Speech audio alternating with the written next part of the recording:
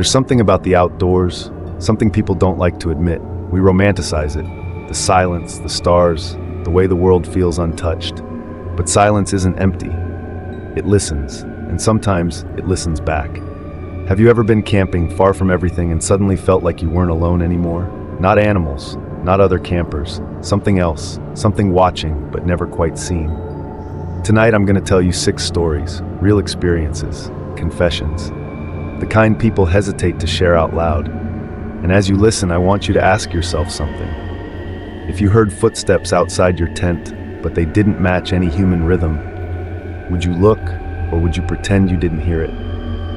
Let's begin.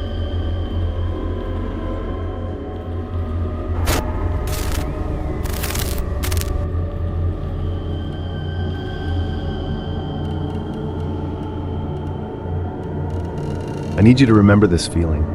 Zipping up a tent at night.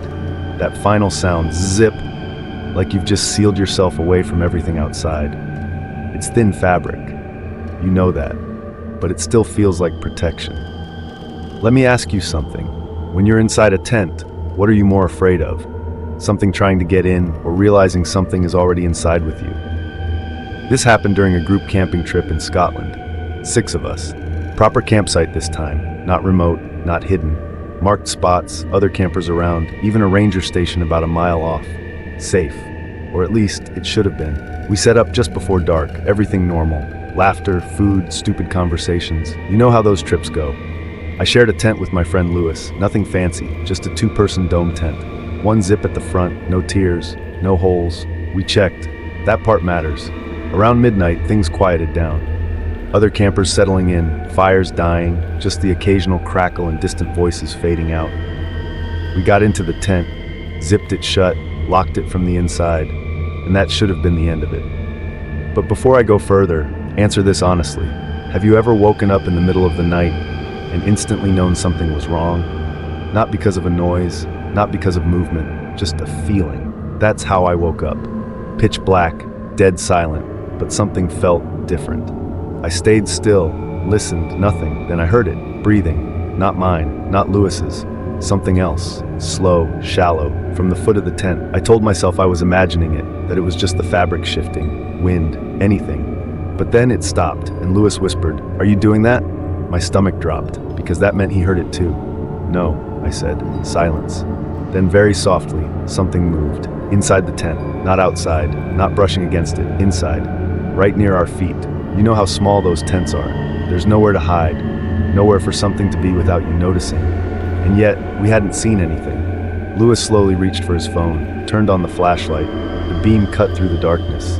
Empty, just our bags, our boots, nothing else. We both exhaled, nervous laughter, trying to shake it off. "Probably just nerves," he said. "Yeah, probably." He turned the light off, and that's when we heard it again. Closer, right between us, breathing. Louder now, wet, like it was trying to stay quiet but couldn't. Lewis scrambled for the light again, turned it on, nothing, still empty. But the breathing didn't stop this time. It kept going, even with the light on. And now we could hear something else, a sound, fabric shifting, from the inside wall of the tent, near the zipper. Slowly, very slowly, it began to move. The zipper, unzipping, from the inside. Neither of us were touching it, and the door was opening, just slightly. A gap forming, darkness beyond it. But here's the part that still doesn't make sense. The movement wasn't coming from the zipper itself. It was coming from just behind it, like something was guiding it without hands. Lewis grabbed it, pulled it shut, zipped it tight again. His hands were shaking. "Did you see that?" he whispered. I nodded, couldn't speak. We both stared at the door, waiting, listening. Nothing, no breathing, no movement, just silence again. After a while, Lewis said, "We're overthinking this." Yeah, maybe we were. So we lay back down, didn't sleep, just waited for morning, and eventually I must have drifted off, because when I opened my eyes again, it was light outside, quiet, normal. For a second, I thought it was over, until I looked at Lewis. He was already awake, sitting up, staring at something in the corner of the tent. "Don't move," he said. His voice was barely there. I followed his gaze, and that's when I saw it. An impression on the fabric wall. From the inside, pressing outward, like something was leaning against it, but there was nothing there. No body, no shape, just the outline. and then it moved, sliding along the wall toward the door. The zipper twitched again, just slightly, like it was testing it. Lewis grabbed it, held it tight, and whatever that thing was stopped for a moment. Then, very gently, it pressed back, from the inside, against his hand, not hard, not aggressive, just acknowledging him, like it knew he was there, like it had been there the whole time. We didn't wait after that. We got out, fast, checked the tent, turned it inside out, nothing, no damage, no marks, no explanation. We left that same morning, didn't stay another night, and we never talked about it again. But a week later, Lewis called me, didn't say hello, didn't explain, just asked, "Did you bring anything back with you?" I said no. He stayed quiet for a second. Then he said something I still think about. "Then why does my tent keep unzipping at night? So I'll ask you the same thing. If something can be inside your tent without ever being seen, if it can touch you without having a form, if it can leave without leaving any trace, how do you know it ever left at all?" One more story, and this one ties everything together. The voices, the watching, the following, the things that don't stay where they should.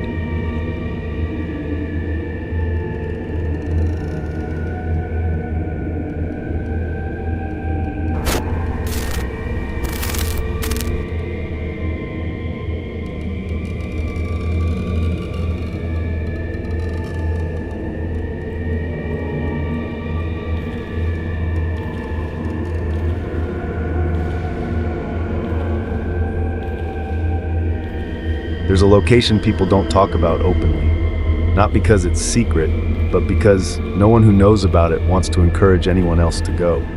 It doesn't have a proper name, no marked trails leading to it, no official records. But if you spend enough time in certain camping forums, deep threads, old posts, conversations that trail off without answers, you'll see it mentioned. Not directly, just hints. Don't camp past the third marker. Turn back if the sounds stop. If you hear your name, leave immediately. At first I thought it was just internet horror. You know how people build myths. But then I noticed something. The details were consistent. Across different people, different countries, different years. Same warnings, same patterns. So I went looking. Let me ask you something. If multiple strangers describe the same place, the same experiences, without ever coordinating, at what point does it stop being coincidence? I found it eventually, or at least I think I did. It wasn't labeled. No sign saying this is it, just a trail. Normal at first, marked, used, then less so. Fewer footprints, fewer signs, and then 3 wooden markers, old, weathered, placed unevenly along the path. That's when I remembered the posts. Don't go past the third marker. So of course, I did, because that's how this always goes, right? You tell yourself you'll just look, just a little further. Nothing happened immediately. The forest looked the same, felt the same. But after a while, I noticed something. The silence, not the peaceful kind, the empty kind. No birds, no wind, no insects, just nothing. And then I heard it, a whistle, soft, familiar. If you've been listening closely, you already know why that matters. I didn't respond. I remembered that part. Don't answer it. So I kept walking. The second whistle came from behind me, closer. I ignored it, kept moving. Then a voice. Hello? My voice, perfect, coming from the trees. I stopped, because something clicked. All the stories, the whistling, the voices, the watching figures, the things that follow you back. They weren't separate, they were connected, different stages, like steps. First, it notices you, then it watches, then it learns your voice, your name, your movements, then it follows. And if it gets close enough, it tries to replace. I don't know how I knew that, I just did. And standing there, past the third marker, hearing my own voice call out to me from the dark, I realized something worse. I wasn't the first person to figure it out, because ahead of me, on the ground, there were things, left behind, backpacks, torn tents, old equipment, abandoned, not scattered, placed, like people had stopped mid-action and just left or been taken. I didn't go closer, didn't need to, because that's when I heard it again, right next to me. You came back. Not from the trees, not from behind, from right beside my ear, closer than anything should have been. And I realized I had made the same mistake as everyone else. I had come alone. Let me ask you this. If something is trying to learn you, to become you, is there any better opportunity than when no one else is there to compare? I turned, slowly, and for just a second, I saw it. Not clearly, not fully, but enough. A shape, my height, my build, standing where I had just been, and its face was still forming, not finished, like it hadn't decided yet. I ran, didn't look back, didn't stop. The whistles followed, the voices layered over each other, some mine, some not, all calling me back. I didn't answer, didn't slow down, and eventually I crossed back past the third marker, and just like that, everything stopped. Silence again, normal silence, the kind with wind, with birds, with life. I didn't stop moving until I reached my car, and even then, I didn't feel safe, because here's the part no one tells you. Crossing back doesn't mean it's over, it just means it can't fully reach you anymore. That night, I sat in my room, lights on, door locked, trying to convince myself it was done, until I heard it, from the hallway, a whistle, soft, careful, practicing, and then my voice from just outside the door, open up. So now I need you to think about everything you've heard tonight, the whistling, the watching, the recording that changes, the woman who's always there, the friend who comes back wrong, the thing inside the tent. They're not separate, they're part of the same process. And it doesn't stay in the forest, it just starts there.